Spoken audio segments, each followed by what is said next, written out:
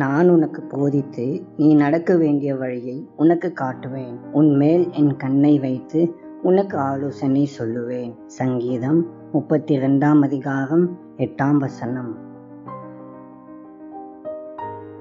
வாழ்க்கை பாதையில் பல காரியங்கள் நமக்கு குழப்பங்களை கொண்டு வருகின்றன.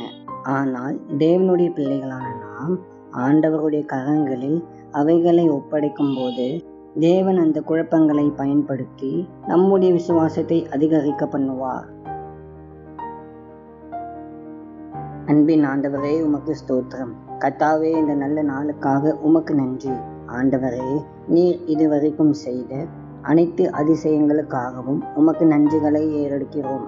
ஆண்டவரே, எங்களுடைய குழப்பங்களை நீக்கி உம்முடைய சித்தத்தை எங்களுக்கு வெளிப்படுத்தும். உம்முடைய பாதையிலே நாங்கள் நடக்க எங்களுக்கு உதவி செய்யும். இயேசுவின் மூலம் ஜெபிக்கிறோம் பிதாவே, ஆமென்.